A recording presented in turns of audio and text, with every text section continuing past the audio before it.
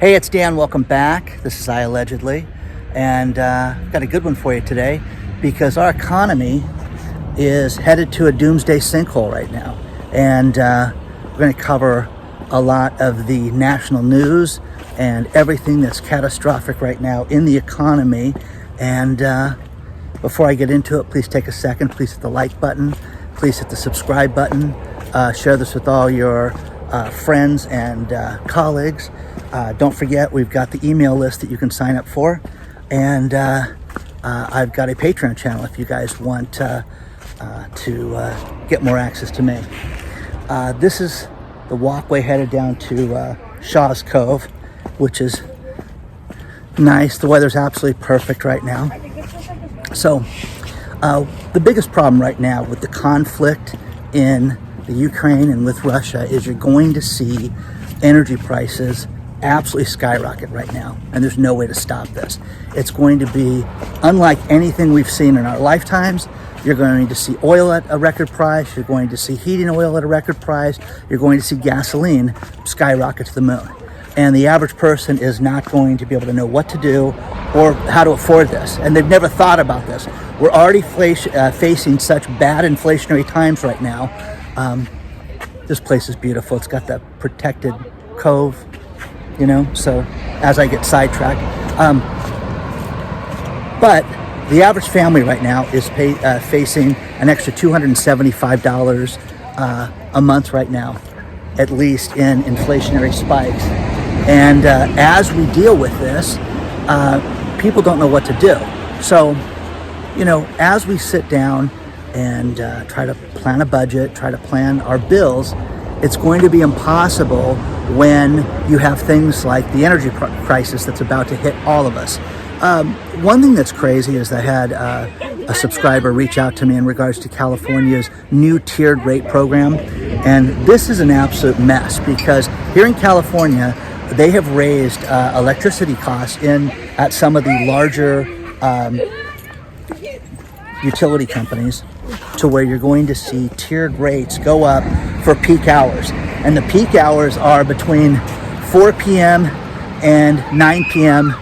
You're going to see the maximum amount of per kilowatt charge being charged to people, which is absolutely criminal because people cannot afford this. And one thing that I got a kick out of when I went down to Santa Monica was I saw that the Tesla cars were leasing. And, I've had people write me when I say, hey, enjoy your $1,600 a month payment. Think about this. Some of those Teslas were almost $1,400 a month to lease those cars. They were going to give you 10,000 miles a year. 10,000 miles a year. Guys, that's, basically 192 miles a week or 27 miles a day. Now, to make this video, okay, and the meandering through town that I did, I drove more than 27 miles. Could you imagine only being able to drive 27 miles in a day? My daughter lives in Los Angeles. She was talking about, when I come see you and I go visit my friends and I stop here and I stop there, it's a 100-mile trip, okay? So these people that are leasing these cars for these 10,000 miles are absolutely insane. First of all, to lease a car like that is nuts. Also, to lease a car that you will never own. The thing about Tesla that I give Elon credit for is the subscription-based selling has been incredibly successful. When you look at things like Microsoft, you used to be able to buy Microsoft Office for your business or for your home use. Now it's a license. So you want your Excel spreadsheet to work, you want Word to work. It's now a subscription that you have to pay for. And that's absolutely brilliant because we can't live without certain things. Now you can sit there and people are going to write me and say there's alternatives here and there and all that stuff. And I understand that. But as far as the subscription base, it's something you have to continually pay for. Now, as far as Tesla's concerned, with the self-driving modes and all the other enhancements, you're going to spend at least $250 more a month. Even if you pay for the car outright, you're having these expenses that are ongoing. Now, energy costs, again, I think that people don't realize how expensive it's going to be.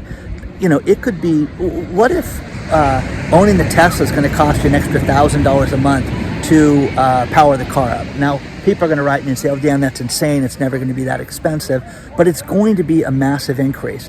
When does it become not cost effective to own a Tesla? Okay? I want to know that. Okay? You know, all these other electric cars that are out there are just absolutely, you know, they're completely outrageous as far as the price. They're not economical in any way, shape, or form to get yourself into those cars right now.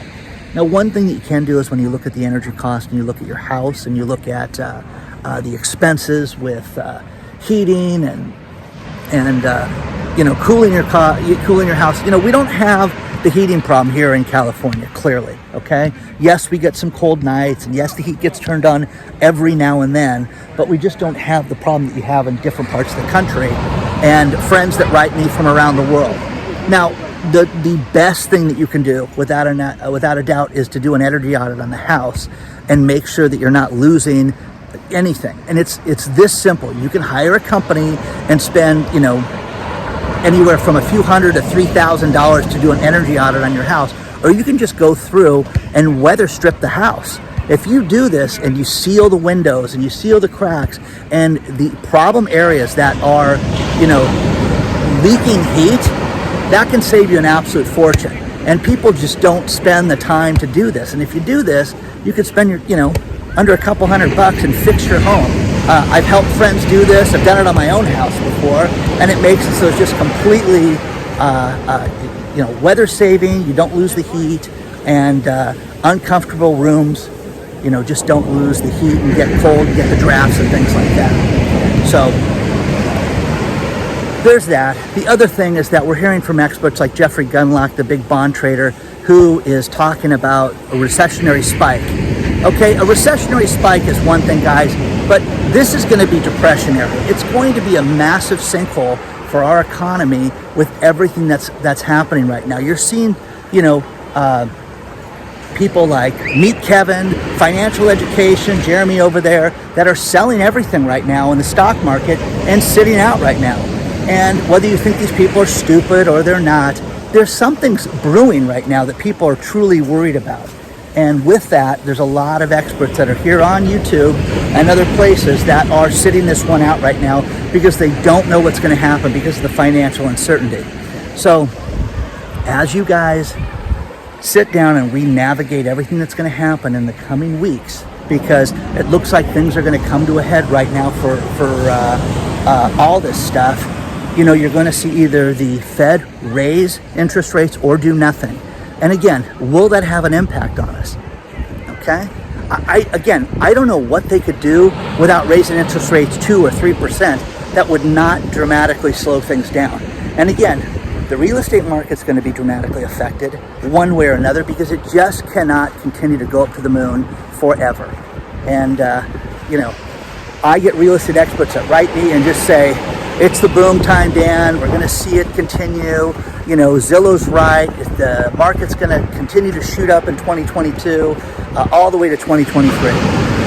I hope you guys are right.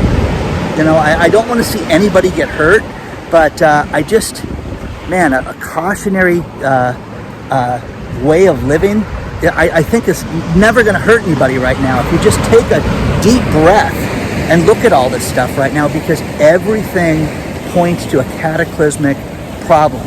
And our government doesn't care about us.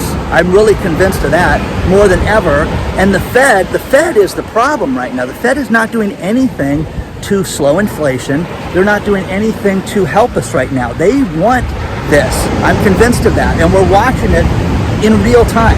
So, you know, share your thoughts on all this stuff, guys. The energy audit, you know, again, it is sick, okay? Taxes, okay? Property taxes, certain costs that you have in your life are just ridiculous because they're air.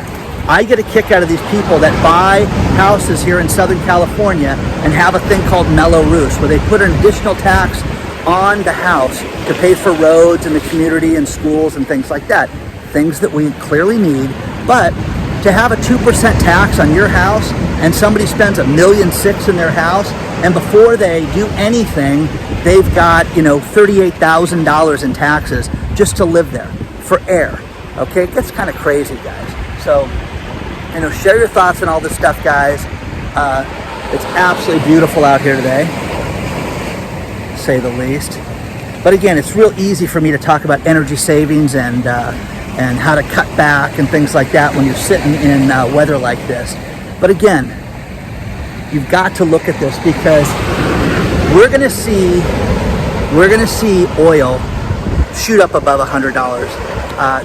Experts are talking about betting against the oil industry right now and seeing buying call options and having to just go through the roof. This is nuts, guys, because this hurts the little guy. This hurts the average person if they cannot afford gas, if they cannot afford heating their home. So again, share your thoughts on all this stuff. There's a lot more to cover.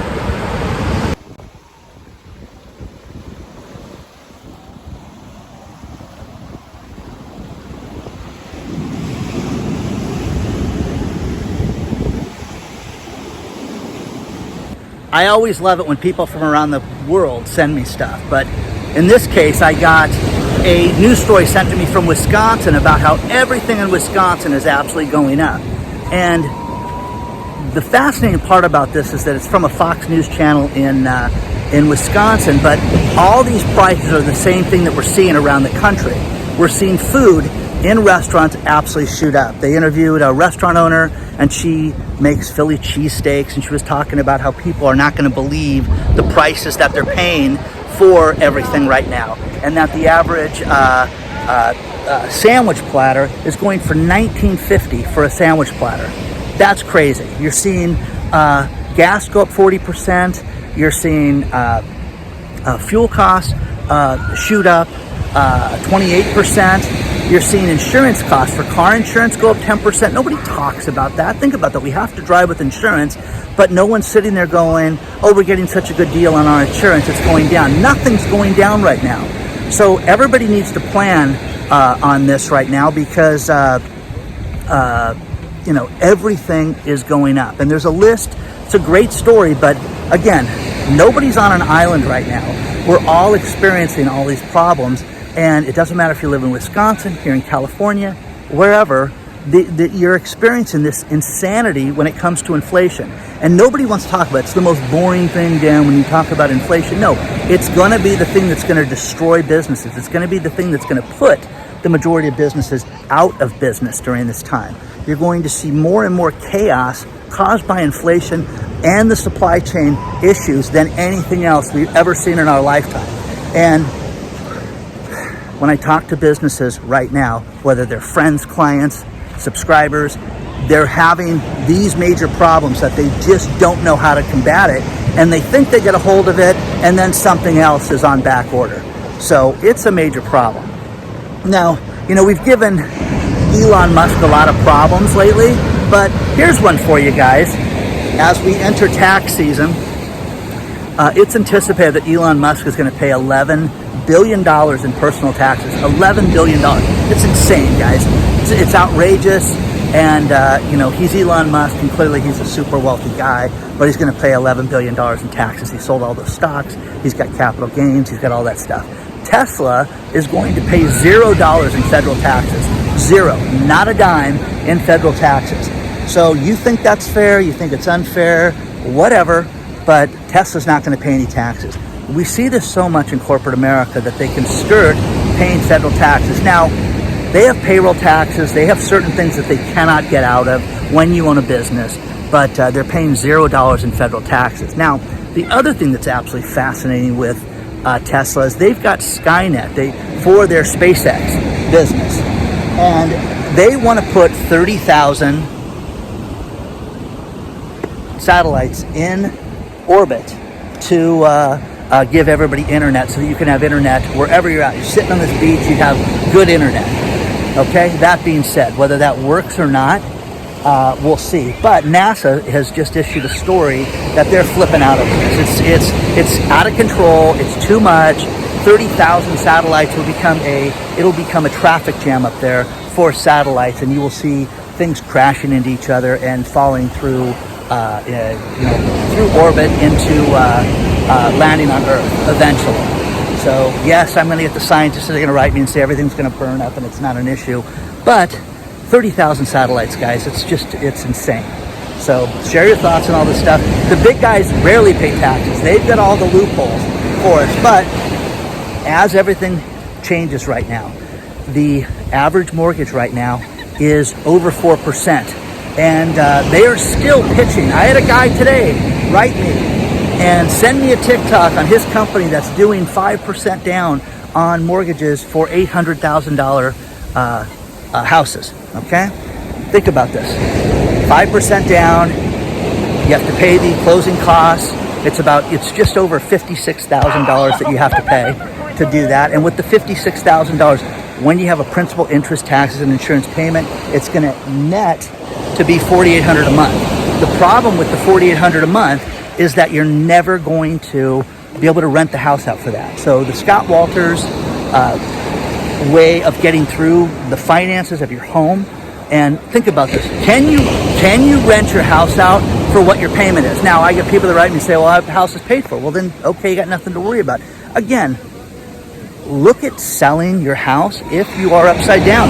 Look at, meet Kevin's got $20 million in real estate, and he's unloading, he says, at least half of it.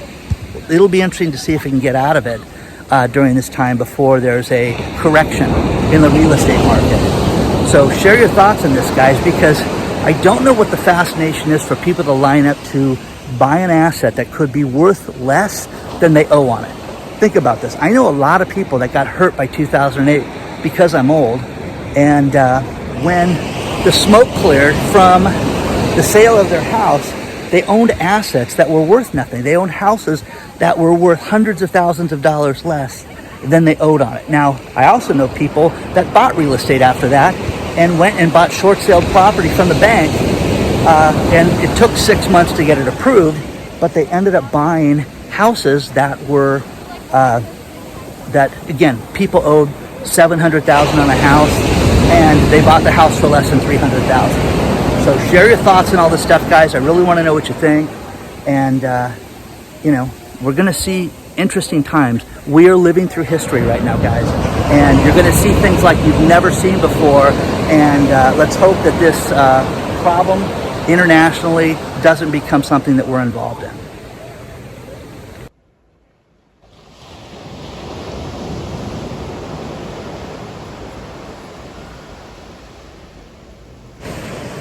Now, to go back to Jeffrey Gundlach from Double Line Financial, one thing that he had also talked about was with the recessionary problems on the horizon is that consumer sentiment, again, is at an all-time low.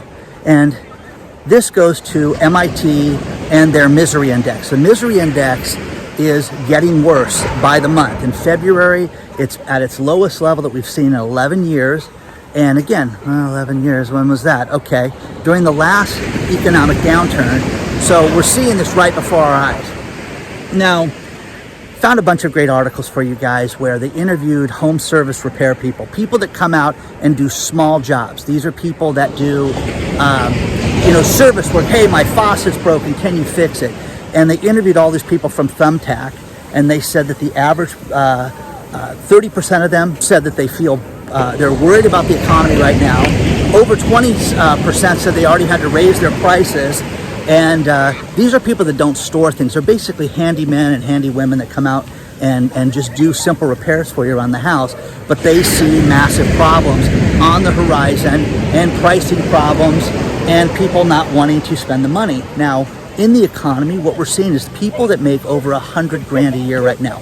Those are the people that are having the biggest problem with this inflationary spike and with what they see on the horizon as far as the energy costs and as far as the supply chain issues, which is fascinating. I thought it would be the poorest people, but it's people that are making $100,000 a year that are definitely having the biggest problem. Now, again, this goes to the Greg Manarino thinking that we're going to have extreme haves and extreme have-nots, and everybody else is going to, there's just going to be, that's it. You're going to have the really wealthy people, and you're going to have the really poor people. And again, I would love people that are predicting things like this to be wrong, but it's not looking really, really good for stuff like that. So And again, for those of us that read all these stories and see all this stuff every day, if you don't believe that we're in a recession right now, I don't know what to tell you. The story from Wisconsin was absolutely fascinating, because I'm telling you this right now, when you read this story, it doesn't matter. You could live in Florida, you could live in Arizona, Texas, it would make no difference, because it would be the exact same thing that you're experiencing, where everything in your life is absolutely out of control, and business owners are worried, wow, can I have a $20 sandwich on the menu for people to come out and buy it? And eventually people are just not going to go out and do that. So, share your thoughts on all this stuff. The other thing is that people have been asking for more grant information. And I found, through Small Business Trends, I found a bunch of good grants that are out there. And again, with the stimulus money being gone, Jeffrey Gundlach is talking about how, hey, we need more stimulus in the economy for people. And again, really? I mean, is that going to be the answer? When are you guys going to be on your own, to where you're going to have to either run your business on your own, or you're going to get a second job or something just to get by? That's what people have to start looking at. Right now, I read another story about how experts are saying that you should have multiple streams of income. 5 streams of income is what you should have right now. That would be great. If you had 5 streams of income, you wouldn't care if one took a hit. And again, share your thoughts on this stuff, guys. I really want to know what you think, but do you think we need more stimulus? The grant money that's out there right now is basically leftover money from the last stimulus programs. And again, this is real money that you can get, that you will not have to pay back, but they're starting to ask for certain things. They want the business to be somewhat legitimate. And what I mean by that is it open? Have you made your first sale? Do you have a banking relationship? In other words, do you have a banking account? Have you had a business bill yet? Have you invoiced anybody for your services, or is this just an idea? So once you start looking at that, you're a real business if you have all that. So take a look at this. The links will be below, and I'll get more grant information out there for you guys. But share your thoughts on all this stuff, guys. Okay? People out here taking pictures, ocean background. So just cool, just a great place. This one's nice just because of the privacy that you get out here. So share your thoughts, guys. With the catastrophic start that the hedge funds have seen this year for the first part of the year, they're still trying to share things like buy the dip, sell the rally, and we'll see if that works out for them in the coming weeks. One thing that has worked out for people is that I found a great story about Rolex watches. If you bought a Rolex watch in 2011, it outperformed everything. It outperformed the Dow, it outperformed gold, it outperformed everything. And to give you an idea, if you spend $5,000 on an entry-level Rolex watch, that watch on an average is worth $13,000 right now, which would be a great investment. Rolex only makes about 800,000 units a year, and they say it's one of the best investments that you can have, even if you buy the entry-level watches, which I find absolutely fascinating that it outperformed everything. Stories below, you can take a look at that. The final thing is Valentine's Day. One thing about shopping and getting discounts, it doesn't matter if it's President's Day, Valentine's Day, Arbor Day, there's always going to be somebody offering a discount. And again, whether you're going out, whether you're with somebody or not, there are places that you can get things for free for Valentine's Day. And I've got the link below where you can save a bunch of money and get a bunch of stuff free for Valentine's Day. So share your thoughts on that, take a look at that. And the final thing, guys, is just prepping. We are living through history, and no matter what you think is going to happen in this world, there is chaos, and we don't have anything stable right now. It's just not. So make sure you've got food, make sure you've got water in the house, make sure you've got cash on hand, because again, people that I know that are prepared, getting extra prescriptions, getting extra money in the house, sleep better at night. It's just that simple. So share your thoughts on all this stuff, guys. There'll be a lot more coming this week. Onward and upward, guys. I will see you guys very soon. Oh, and one last thing. My birthday is the 25th. People keep asking about that because we did a live stream on my birthday last year. And if you want to send a card or anything, I will have my P.O. box put below. Onward and upward, guys. I will see you guys very soon. And thank you for being here.